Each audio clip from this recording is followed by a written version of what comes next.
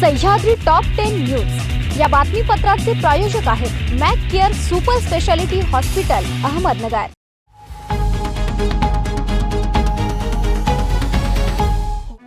नमस्कार, मी पूनम न्यूज 24 सह्याद्रीमध्ये आपलं स्वागत। पाहूयात अहमदनगर जिल्ह्यातील महत्त्वपूर्ण बातम्यांचा आढावा सह्याद्री टॉप 10 न्यूज मध्ये।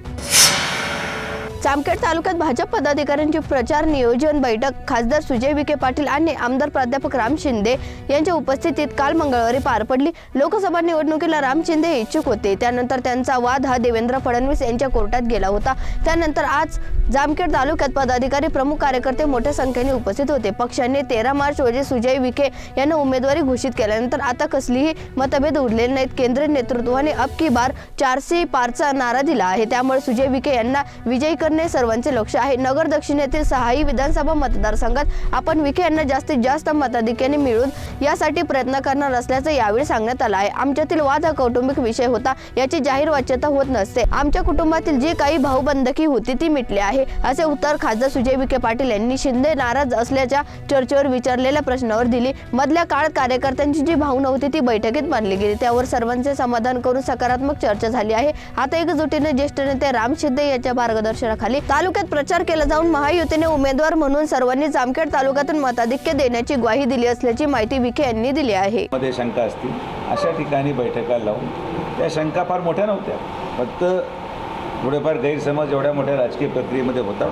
ते दूर करण्याचं काम संघटनेचं हे लोकप्रतिनिधी या नात्याने माझंही आहे आणि त्यांचं समाधान झाल्यावरच ते खरं चांगल्या पद्धतीने माझ्यासाठी पण काम करू शकतील आणि म्हणून तो आज विषय संपलेला आहे। आणि आज जामखेड तालुक्यातलं समन्वय जो काही आमचे नेते माननीय फडणवीस साहेबांच्या समवेत बैठक जी माननीय पालकमंत्री असतील आणि शिंदे सरांची झाली होती, त्यानंतर हा समन्वयाचा जो सिलसिला होता तो आज पूर्ण झाला आणि आता संघटन पूर्णपणे मजबूतीने लोकसभेला तयारीला लागलेलं आहे।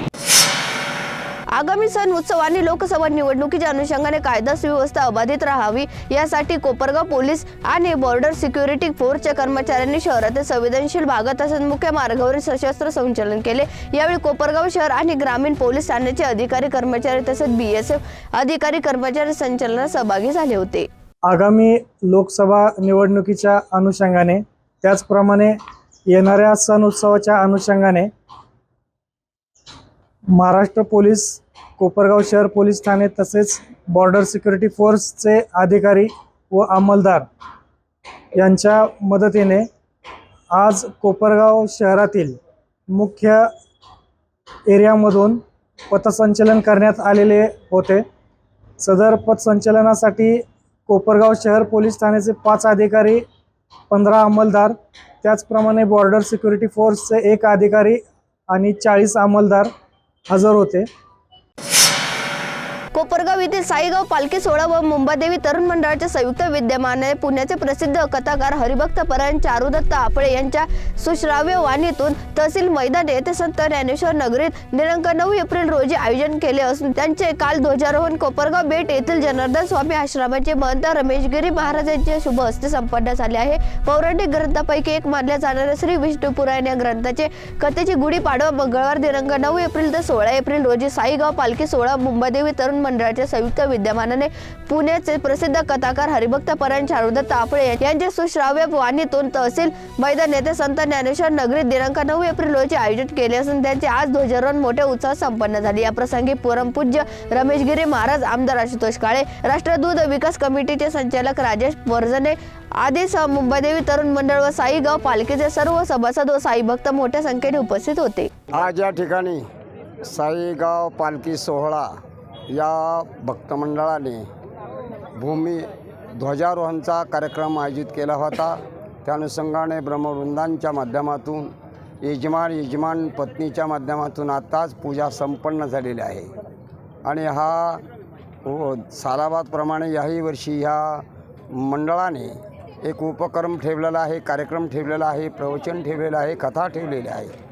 ती कथा म्हणजे विष्णू महापुराण आणि पाडव्याच्या दिवसापासून या कार्यक्रमाला सुरुवात होणार आहे ते रामनवमीपर्यंत हा उत्सव या ठिकाणी होणार आहे।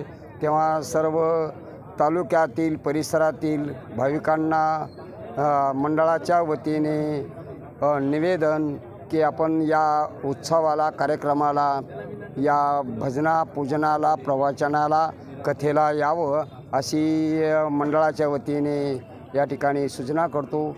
सर्वांना धन्यवाद. पुन्हा एक वार साई गाव पालखी सोहळा भक्त मंडळाला धन्यवाद देतो की दरवर्षी हा उपक्रम करतात. पुन्हा एक वार त्यांना धन्यवाद देऊन माझी 2 शब्द. अहमदनगर जिल्ह्यात दिवसेंदिवस उन्हाचे चटके वाढत आहेत. उपलब्ध जलस्रोतांची पाणी पातळी खालवली आहे, तर काही ठिकाणी खोत कोरडे पडले आहेत. जलजीवन योजनांची अर्धवट आहे, त्यामुळे साहजिकच जिल्हाभरातून पाण्याची आरडाओरड सुरू झाली आहे. परिणामी गेल्या आठवड्यापूर्वी जिल्ह्यात सुरू असलेल्या टँकरची संख्या 55 वरून आता ते 99 पर्यंत पोहोचली आहे. आज मितीला 1,90,507 लोकांची तहान ही याच टँकरद्वारे भागवली जात असून एप्रिलमध्ये ही टँकरचा हाच आकडा 150 पार होण्याची भीती व्यक्त केली जात आहे. 18व्या लोकसभा निवडणुकीत मतदानाची टक्केवारी वाढण्यासाठी निवडणूक आयोग पंढरपूर पॅटर्न राबविण्यात आहे. 85 वर्षापेक्षा जास्त वयाचे मतदार आणि दिव्यांग मतदारांच्या घरी जाऊन पोस्टल मतदान करून घेतले जाणार आहे. नगर चिरडी लोकसभेसाठी 13 मे रोजी मतदान होणार आहे, परंतु ज्येष्ठ नागरिक आणि दिव्यांगांची मतदान प्रक्रिया 9, 10 आणि 11 मे अशा 3 दिवसात पार पडणार आहे. सह्याद्री टॉप 10 न्यूज मध्ये घेऊ एक छोटीशी विश्रांती. रोखोक पत्रकारिता, निर्भीड बाणा आणि कणखर भूमिका, महाराष्ट्राचा सखा, सत्याचा पाठीराखा, शब्दांचं सामर्थ्य, विश्वसनीयतेची उंची. न्यूज 24 सह्याद्री. विश्रांतीनंतर तुमचे पुन्हा एकदा स्वागत. पाहूयात पुढील बातम्या.